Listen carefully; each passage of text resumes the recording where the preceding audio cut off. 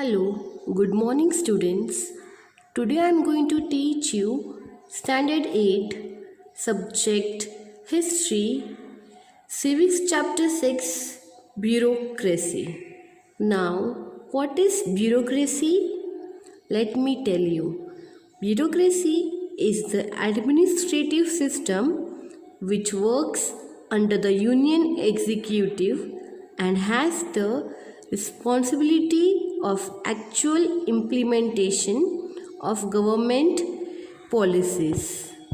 Now, here is a picture where you can see a few posts like district collector, municipal commissioner, finance secretary, and divisional finance commissioner are mentioned in this picture. These are the civil servants in the government administrative system.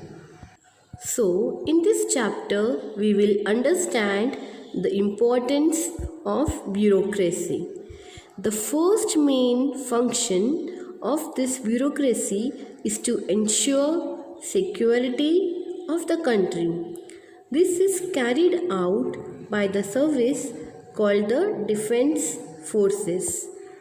The role of internal security is carried out as aid to civil service. The other function, that is the second function of an administrative system, is developed. We call it the civil services. The system of this civil service is also known as bureaucracy. Now, let us have a look on the characteristics of bureaucracy. First is permanent mechanism. Here, tax collection, environment protection, maintenance of law and order, provisions regarding social security are very important tasks that have to be consistently undertaken by this bureaucracy. This is possible because bureaucracy is a permanent mechanism. The Prime Minister and their Council of Ministers change after every election, but the bureaucracy under their control remains the same. It is in permanent nature. Next is political neutrality. Here, the bureaucracy is politically neutral. This means that regardless of the political party in power, the bureaucracy is supposed to carry out the implementation of their policy decisions with the same efficiency and commitment. Then the new government may change some policies of the earlier government. Even in such case, the bureaucracy is expected to remain neutral while discharging its duties. Next characteristics is anonymity. Anonymity means that a civil service should not be held directly responsible for any success or failure of this policy. It is the minister who is responsible for the efficient and smooth functioning of the concerned departments. It is the minister who is the head of their department and is accountable for any inefficiency caused. Now we are going to see about significance of the Indian bureaucracy. If we see the structure of the Indian bureaucracy, it is extensive and it is complex. Today we see many positive social changes reaching to common people.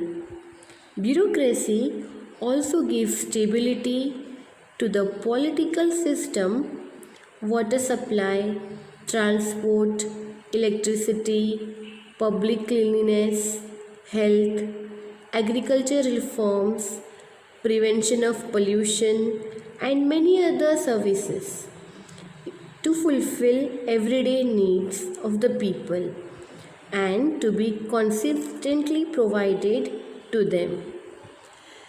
Next, the most important is to understand that bureaucracy is an important instrument of social transformation. Then the laws enacted by the government for the empowerment of women, child security, plans for the marginalized sections are implemented by this, that is bureaucracy. It also plays an important role in the democratization of the society. Democratization of society not only requires progressive laws but also the policies and the needs the effective participation of bureaucracy. Now we are going to see about types of civil services.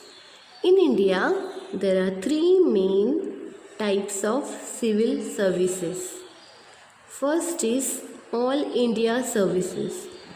It includes the Indian Administrative Service, that is IAS, Indian Police Service, that is IPS, and the Indian Forest Service known as IFS. Next civil service is Union or Central Services. They come under the Union government. They include Indian Foreign Service, that is IFS, and the Indian Revenue Service known as IRS, etc. The third and the most important service is State Civil Service. Here they come under the government of the state, which include deputy, district collector, block development officer, tehsildar, known as executive magistrate. They are all recruited through this competitive examination held at the state level. The Union Public Service Commission, that is UPSC, conducts examination for the recruitment and appointment of candidates for all India services and central services. Then the Maharashtra Public Service Commission, known as MPSC, selects the candidates through the competitive examination and recommends them to the government to be recruited in the state administration. Next, we'll see about minister and the civil servants. The efficiency of a particular government department depends upon the interrelationship between the minister and the department secretaries and deputy secretaries. The decisions relating to the department are made by concerned minister, but necessary information to make such decisions is given by the civil servants. Civil servants means bureaucracy has complete control over information. So, ministers are dependent upon the civil servants. If ministers maintain a dialogue with civil servants and develop mutual trust and transparency, it is going to help the department of the state. Thank you.